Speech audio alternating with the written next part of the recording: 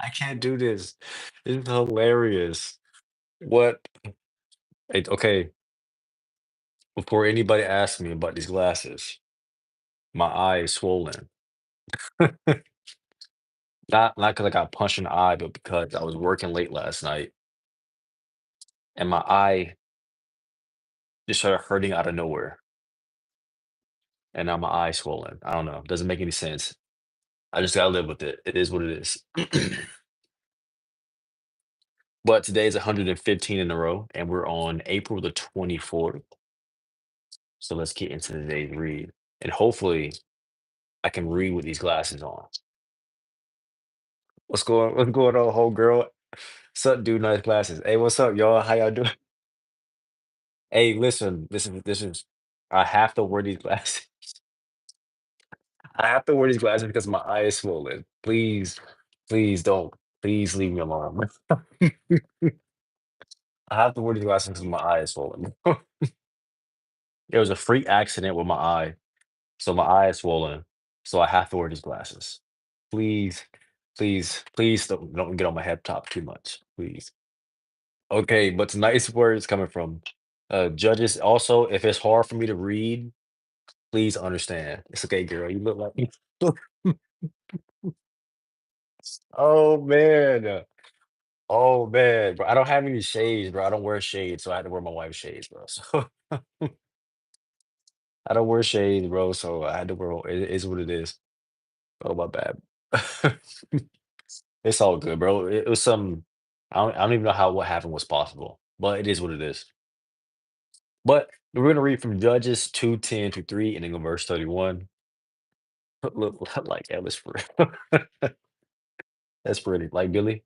And then we're following up with Luke 22:14 to 34, then Psalms 92, 1 to 93, and verse 5, and then Proverbs 14, 1 through 2 to wrap up today's read today. Uh it's a part two like podcast. I still wonder that. Okay, first verse coming tonight from it's coming from Judges 2:10 to 3, and then on verse 31. So after that generation died, another generation grew up who did not acknowledge the Lord or remember the mighty things he had done for Israel. The Israelites did evil in the Lord's sight and served the images of Baal. They abandoned the Lord and the God of their ancestors, who had brought them out of Egypt. Hey, listen, guys. Hey, Eli and Alfie, 30 minutes, please. Hey, Eli and Alfie, 30 minutes, please. Where's the ball at? Okay, let's keep reading. I'm blessed. So I have to wear glasses. I love Pop Tarts. Yes, Maddie Slate Queen. It's pretty funny. Oh my goodness, bro. Man, these shades are doing me dirty right now, but it is what it is. The Israelites did evil in the Lord's sight. They had been the Lord, the God of their ancestors who brought them out of Egypt. They were after the other gods, worshiping the gods of the people around them, and they angered the Lord. They abandoned the Lord to serve Baal and the images of Ashtoreth. This made the Lord burn with anger against Israel. So he handed them over to the raiders who stole their possessions. He turned them over to their enemies all around, and they were no longer able to resist them. Every time Israel went out to battle, the Lord fought against them, caused them to be defeated, just as he had warned. And the people were in great distress. Then the Lord raised up judges to rescue the Israelites from their attackers. Yet Israel did not listen to the judges who prostituted themselves by worshiping other gods. How quickly they turned away from the path of their ancestors, who had walked in obedience to the Lord's commands. Whenever the Lord, whenever the Lord raised up a judge over Israel, he was with that judge and rescued the people from their enemies throughout the judge's lifetime. For the Lord took pity on his people, who were burdened by oppression and suffering.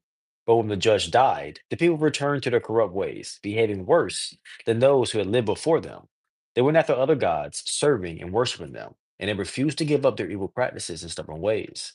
So the Lord burned with anger against Israel. He said, because these people have violated my covenant, which I have made with their ancestors, and have ignored my commands, I will no longer drive out the nations that Joshua left unconquered when he died. I did this to test Israel, to see whether or not they would follow the ways of the Lord as their ancestors did. That is why the Lord left those nations in place. He did not quickly drive them out or allow Joshua to conquer them all. These are the nations that the Lord left in the land to test those Israelites, who had not experienced the wars of Canaan.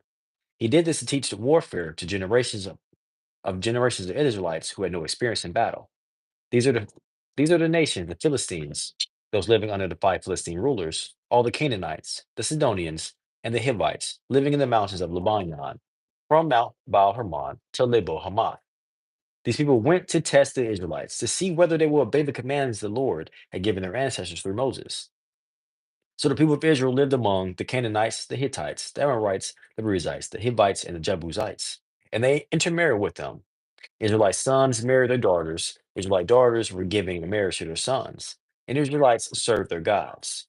The Israelites did evil in the Lord's sight. They forgot about the Lord their God, and they served the images of Baal and the Asherah poles. Then the Lord burned with anger. I'm a dip piece. I appreciate you still. You're mad funny. You think I did make brought my teddy bears for playing around. Hey, what's up, Z Dog? How you doing, man? Sorry about the glasses. Sorry about the glasses. I know I'm styling right now, but yeah, my eye is swollen from a freak accident that doesn't make any sense, you know? So I'm wearing these glasses and I don't own any shades, so it makes sense, right? So it makes sense. It's funny. And I hope y'all know I'm still solid on y'all regardless. Okay, against Israel, and he turned them over to King Cushan, Rizadam, and of Aram Naharam. And the Israelites served Cushan and Rezatham for 8 years. But when the people of Israel cried out to the Lord for help, the Lord raised up a rescuer to save them. His name was Othniel, the son of Caleb's younger daughter, Kenaz. The Spirit of the Lord came upon him, and he became Israel's judge. He went to war against the king Cushan Rezatham of Aram, and the Lord gave Othniel victory over him. So there was peace in the land for 40 years. Then Othniel, son of Kenaz, died. Once again, the Israelites did evil in the Lord's sight, and the Lord gave King Eglon of Moab control over Israel because of their evil. Eglon enlisted the Ammonites and the Amalekites as allies, and then went out and defeated Israel, taking possession of Jericho, the city of palms. And the Israelites served Eglon of Moab for 18 years. But when the people of Israel cried out to the Lord for help, the Lord again raised up a rescuer to save them. His name was Ehud, son of Gera, a left-handed man of the tribe of Benjamin. The Israelites sent Ehud to deliver the tribute money to King Eglon of Moab. So Ehud made a double-edged dagger that was about a foot long, and he stabbed it to his right thigh, keeping it hidden under his clothing. He brought the tribute money to Eglon, who was very fat. After delivering the payment, Ehud started home with those who had helped carry the tribute. But when Ehud reached the stone idols near Gilgal, he turned back. He came to Eglon and said, "I have a secret message for you." So the king commanded his servants, "Be quiet," and he sent them all out of the room. Ehud walked over to Eglon, who was sitting alone in the cool upstairs room, and Ehud said, "I have a message from God for you." As King Eglon rose from his seat, Ehud reached with his left hand, pulled out a dagger, strapped to his right thigh, and plunged it into King's belly. The dagger went so deep that the handle disappeared beneath the king's fat. So Ehud did not pull out the dagger, and the king's bowels emptied.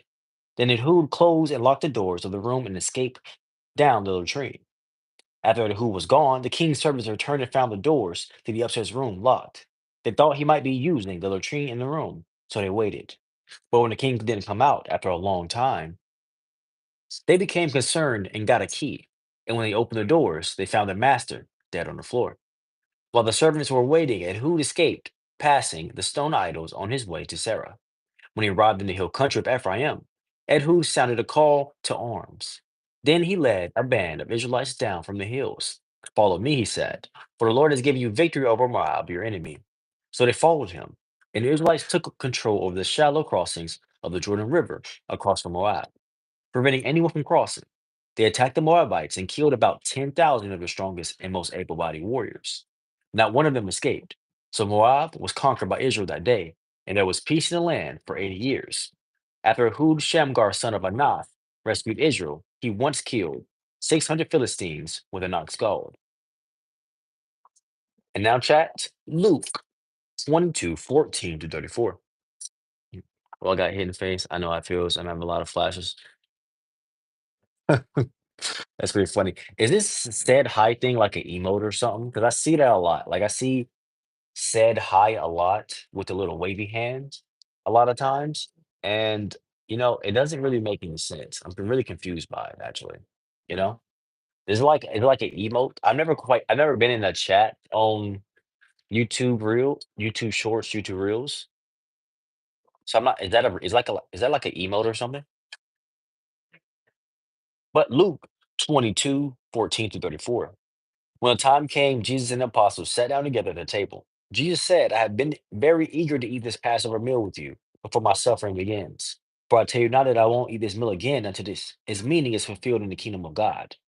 Then he took a cup of wine and gave thanks to God for it. And he said, take this and share it among yourselves, for I will not drink wine again until the kingdom of God has come. He took some bread and gave thanks to God for it. Then he broke it into pieces and gave it to his disciples, saying, this is my body, which is given for you. Do this in remembrance of me. After supper, he took another cup of wine and said, this cup is a new covenant between God and his people, an agreement confirmed with my blood, which is poured out as a sacrifice for you. But here at this table, sitting among us as a friend, is a man who will betray me. For it has been determined that the Son of Man must die. But what sorrow awaits the one who betrays him? The disciples began to ask each other, which of them would ever do such a thing? Then they began to argue among themselves about who would be the greatest among them. And Jesus told them, in this world the kings and great men lord it over other people, yet they are all called friends of the people. But among you will be different. Those who are the greatest among you should be like a servant. Should, oh, hold on, let's read it again. But among you will be different. Those who are the greatest among you should take the lowest rank, and the leader should be like a servant. Who is more important, the one who sits at the table or the one who serves? The one who sits at the table, of course, but not here, for I'm among you as the one who serves. You have stayed with me in my time of trial. Just as my father has granted me a kingdom, I now grant you the right to eat and drink at my table in my kingdom. And you will sit on thrones, judging the 12 tribes of Israel. Simon, Simon, Satan, has asked to sift each of you like wheat. But I have pleaded in prayer for you, Simon, that your faith should not fail. So when you have repented and turned to me again, strengthen your brothers. Peter said to the Lord, I am ready to go to prison with you and even die with you. But Jesus said, Peter, let me tell you something. Before the rooster crows tomorrow morning, you will deny me 3 times that you even know me. You blind or something? I use the glasses while you reading the Bible. Don't call them blind. You cool. Come on, bro. Don't act cool while reading it. Don't act cool. It's crazy. No, bro. My eye is swollen. My eye is swollen, bro. My eye is swollen under these glasses, bro. I had like a freak accident happen. My eye is literally swollen on these glasses. But we read every single day, so I wasn't gonna let this stop me from getting my reading today. Pull out a bad roast to see what happens in that, buddy. My eye is swollen under these glasses. Um, so like, yeah. So I don't have shades. So these are my wife's shades, bro. I don't own any shades, bro. I don't wear glasses and stuff like that. Um, Uh, so yeah, it is what it is, bro. We defending you. Oh, you guys is so funny. It's pretty funny. I think the glasses are so cool. I appreciate that, Z. Appreciate that. Thanks, Jamie, for defending me back there. Thank you also, Ash. I saw you as well. I appreciate it. Let's get into Psalms 92, 1 through 93, and then verse 5. Okay. So it is good to give thanks to the Lord, to sing praises to the Most High. It is good to proclaim your unfailing love in the morning, your faithfulness in the evening, accompanied by a 10-string instrument, a harp, and the melody of a lyre. You thrilled me, Lord, with all you have done for me. I sing for joy because of what you have done. O Lord, what great works you do, and how deep are your thoughts. Only a simpleton would not know, and only a fool would not understand this. Though the wicked sprout like weeds and evildoers flourish, they will be destroyed forever.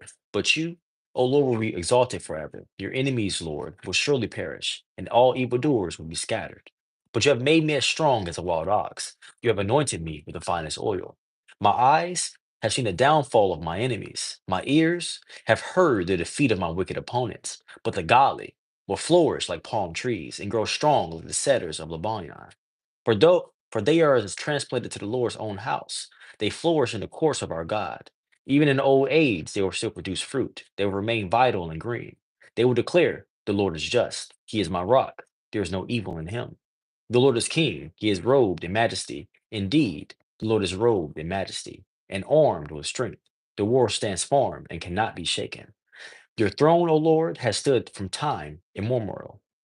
You yourself are from the everlasting past. The floods have risen up, O Lord. The floods have roared like thunder. The floods have lifted their pounding waves. But mightier than the violent raging of the seas, mightier than the breakers on the shore, the Lord is above. The Lord above is mightier than these. Your royal laws cannot be changed. Your reign, O Lord, is holy forever and ever. And now Proverbs 14, 1 through 2. A wise woman builds her home, but a foolish woman tears it down with her own hands. Those who follow the right path fear the Lord. Those who take the wrong path despise him. And now, present or preoccupied. Present or preoccupied. Mhm. Oh, yeah, I want to know. Boogie this. I want to know the roast. I think you laughed. It's pretty funny. Okay, present or preoccupied. For many of us men, it is difficult to be fully present. Rather than be focused on others and engage with them in the moment, we become preoccupied with other things going on in our lives. Imagine what Jesus must have felt like just before he knew he would be tortured and crucified. Most of us would be obsessing over the pain we're about to endure, yet he was fully present, looking forward to being with his disciples for a supper that will still be remembered and repeated over 2,000 years later. Got my ears pierced yesterday. Okay. Oh yeah, you told us about that. Hold on, I'm gonna turn off the chat real quick. I'm gonna turn off the chat real quick. These glasses are so funny. Every time I look up and see myself with these glasses, this is hilarious. I'm not gonna lie. Every time I look up and I see and I remember that I'm wearing these glasses, I cannot help but laugh. It's mad funny. But okay, hold on. Let me turn off this camera.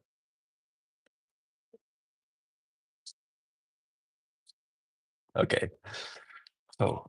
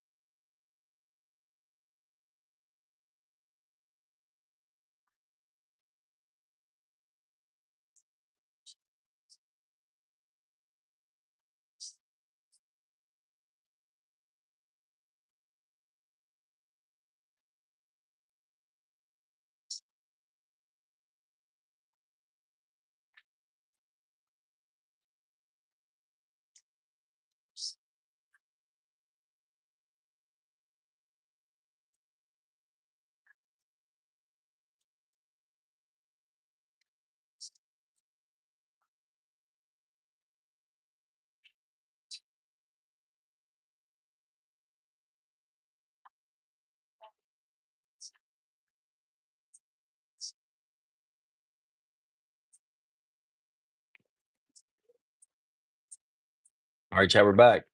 These glasses are hilarious. They're still mad funny. I'm not gonna lie. These glasses are still hilarious to look at. I'm not gonna lie. Okay. I want to start from the very end of today's read with the present or preoccupied. Ooh, that hits. Not gonna lie, that one hits right there. For many of us men, it is difficult to be fully present. Rather than to be focused on others and engage with them in the moment, we become preoccupied with other things going on in our lives.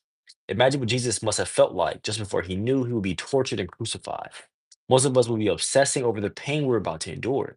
Yet he was fully present, looking forward to being with the disciples for a supper that will still be remembered and repeated for over 2,000 years later. I feel like that's a great way. Let me listen. I have to go take a shower, get back. You still, hey, all right, bro. Have a good one, man. Um, everybody got to take showers, man. I know. So cool with me. Um, but I feel like that's a great way to start going over today's read today, right? Um, are you present? Or are you preoccupied with all the things that are happening that you think are happening right now that seem like they are so important that you have to accomplish? And I feel like that's a great word for me. you know? I feel like that's a great way, a great word for me. So um, I could be more present for sure. So yeah, that's a great for me. I feel like that's a great way for me to start today's word, right? Are you talking to me, babe? Yeah, I can hear you.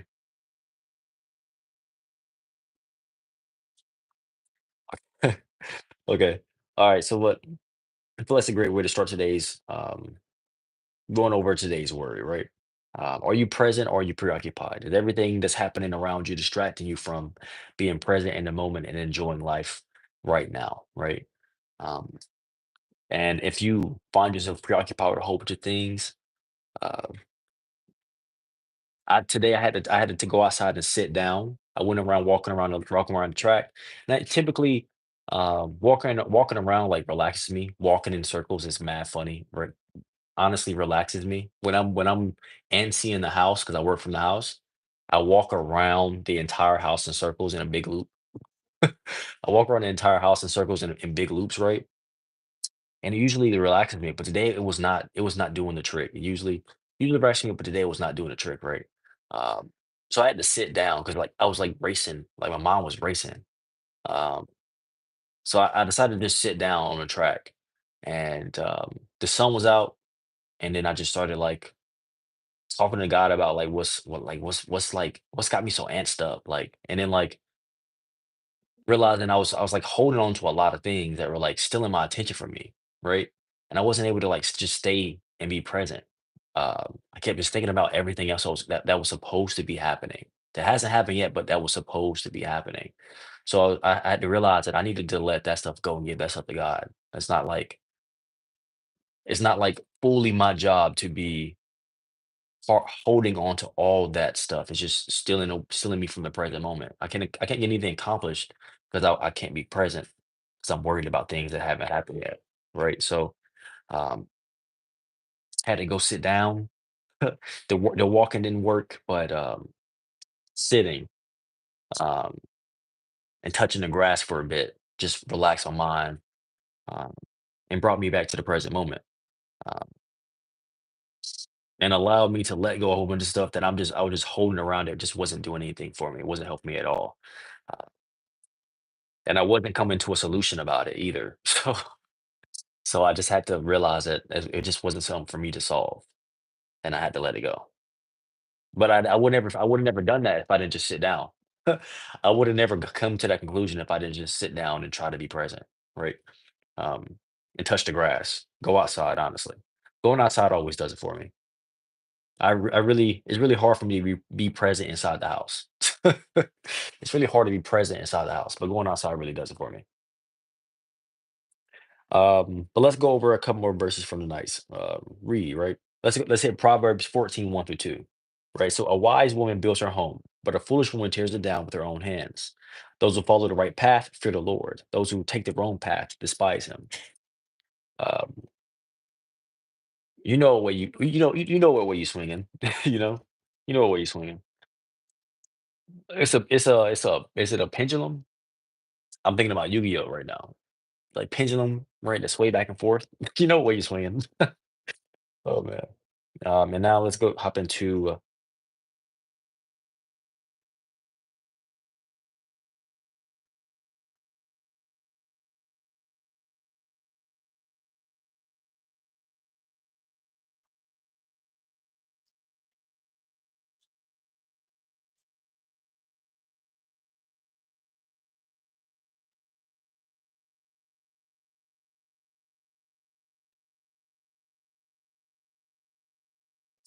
and I want to read this verse from Luke. The wand gotta go, Brody. The wand, bro. I love Harry Potter, bro. I've read every single one of those books when I was a kid. I used to binge those books, bro. It's not a real wand, bro. It has a light at the end of it, bro. From Disney World. From Disney World, bro. Not the wand. You should have said somebody's glasses. I love Harry Potter to the core, bro. Hey, bro. Get off my head top, please. All right, but from Luke 22:14 to 34. Um, I want to read this verse here. It's from on verse 28, right? So it says, "You have stayed with me in my time of trial, just as my Father has granted me a kingdom. I now grant you the right to eat and drink at my table in my kingdom, and you will sit on thrones, judging the 12 tribes of Israel." Um, uh, and I want to give this perspective on that text. Isn't it truly not a blessing? Isn't it truly a grand blessing to be able to be there with and for a friend, right? With and for a friend that needs you, right? Um, is it truly not a blessing to be able to be there with and for a friend that needs you? Those 11 disciples, because Judas was there, right? Those 11 disciples were Jesus like friends, honestly, at that point, right? People that he had traveled the world with, uh, and uh, I believe in some way they kind of also probably saw him and say, "Hey, what's up, Zella? How you doing?" Said hi. Please excuse the glasses. These will not be glasses that I wear for any of the streams. These will only be temporary. My eye is swollen. I had a freak accident happen, so my eye is swollen. But we do this every single night, and I wasn't gonna miss a day just because my eye is swollen. So so please just ignore the glasses. Please don't get on my head about these glasses. It's okay. I don't own shades. These are my wife's shades. So so please don't get on my head about this. But let's keep going.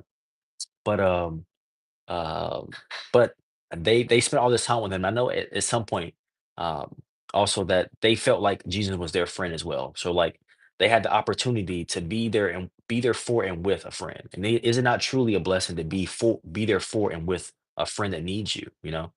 Um, or and Yeah, honestly, but for sure. Sorry, sometimes when I'm talking, like it hits me too, right? Sometimes when I'm talking, I'm like, oh man, that does make a lot of sense. That does make a lot of sense. It's pretty funny. A lot of times I'm talking to myself. A lot of times I'm talking to myself and I'm talking to y'all. I'm talking to y'all. It's pretty funny. Um,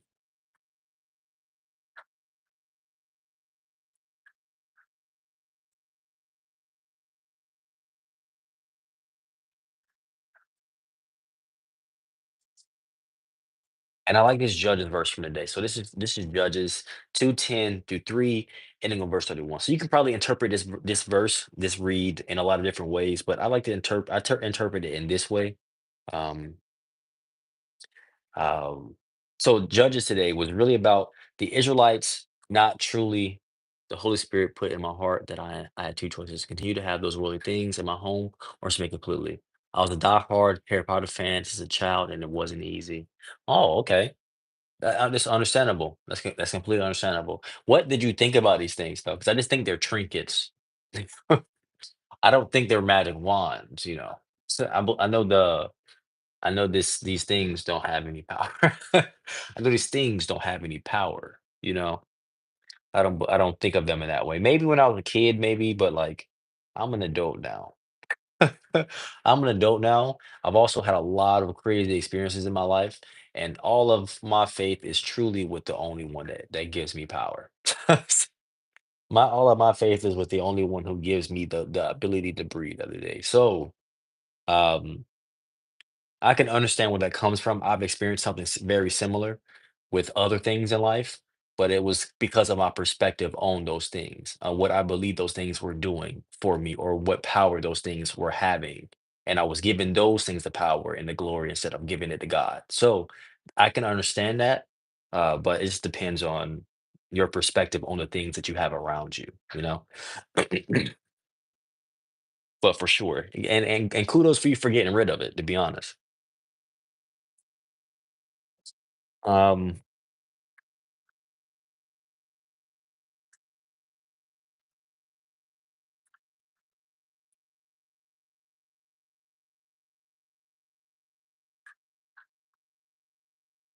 Okay, but the word from Judges 2:10 to 3, and then go verse 31. So this word really was about the Israelites. So they disobeyed God, right? So they had the people. The first disobedience was, and what we read yesterday, right? When they were supposed to get rid of all the people out of their lands, but they didn't get them all out completely, and they let them stay over there. And then God got mad about that. He said, "I told y'all to get them out of here, man. So now they're gonna be in your space forever, for all eternity, tempting you for all days with their other religions and the other things leading you away from me, right?" Um, so that was a one way that they disobeyed, right? And then they followed up by God told them not to get married with them, right? They can be there, but just don't intermingle with them. Don't begin to worship their gods, right?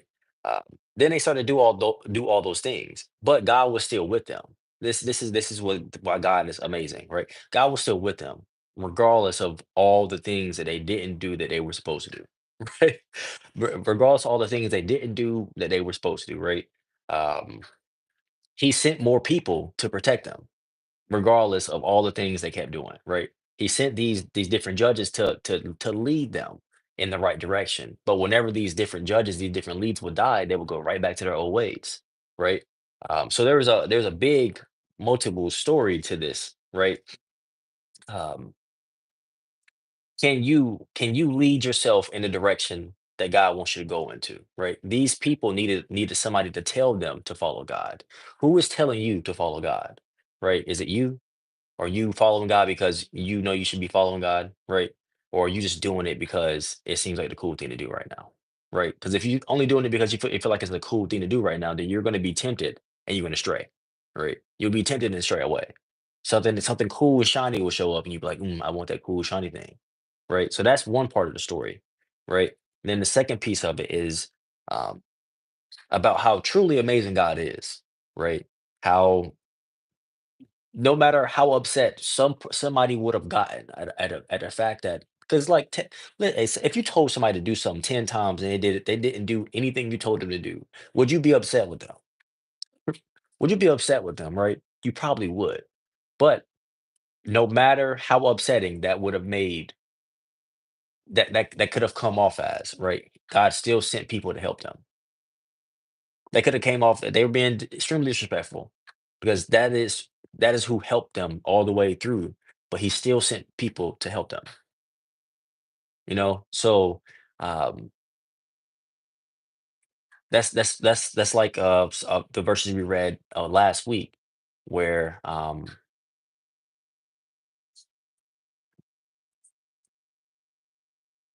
where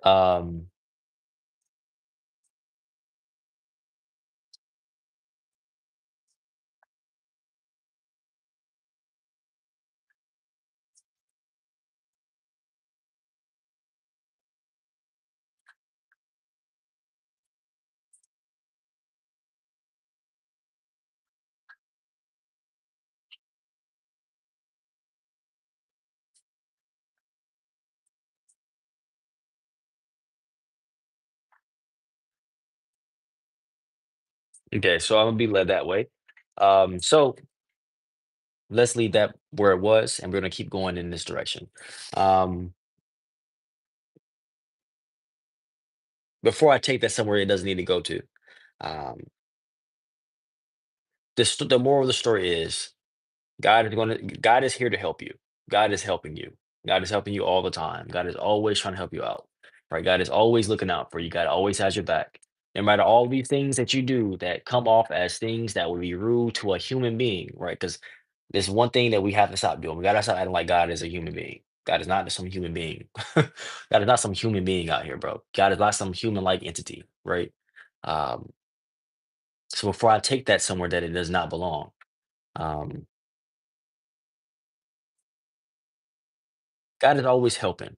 God is always looking out. God is always having your back. God is always there with his hand right on your back or with her hand right, but whatever, however you want to say it, right? Right on your back, guiding you in every step you take. Every door you open is always there. God is always there no matter what, right?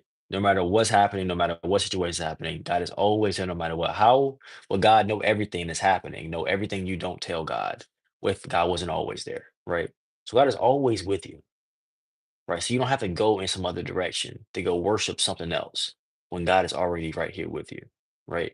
So that's I can completely understand if uh, if God ever did get mad, right? with these people because I'm with you everywhere you go. I'm opening every door for you. I'm doing everything. I'm doing everything and more. What more would you want? What more can you want? So let's take a date. Let's take a moment to appreciate the fact that God is actually with you everywhere you go, in every door you open, in every moment that there is, in everything that happens. God is with you in everywhere it is. And let's be at peace with that. Let's be at peace with knowing that you are not alone. You're not by yourself. So you don't need to go run to something else. You don't need to go chase some other things. You don't have to go do all that stuff. But you're not alone. So you don't need to go chase that stuff. You don't need that stuff because you're not by yourself. You're never alone. You're not alone. So let it go. You're not alone, so let it go. You don't need it because you're not alone. You're not by yourself. And it's not you against the world because you're not alone. And I think that's why I'm in today's read. I think that's why I'm in today's read for sure. All right. Um, that was our 1 year Bible read day 115. I just want to say thank you all for always joining me, always chatting it up with me, always spending your time with me, your hard earned time, your hard earned life that you have here on this earth. Um, and giving me something that's more valuable than anything there is around us, right? And that's you, right? You're giving me you for this 36 minutes that we do on these nightly reads, right? These 30, 40 minutes we do for these nightly reads. And I truly appreciate that. Um, and I want to hit y'all with this outro. If you haven't seen it before, this is the first time. So we all got that limitless core, baby. I appreciate you. I might even love you, but I'm for sure glad you woke up today. Uh, thank you. Thank you, Z. I appreciate that. And I'm for sure glad you woke up today. And I'm gonna see you tomorrow. Y'all have a great one. Have a great rest of your night. I'm about to go watch the Warriors game. Or if it's already on the rest of it. And I'm gonna see y'all tomorrow. Peace. Have a great one.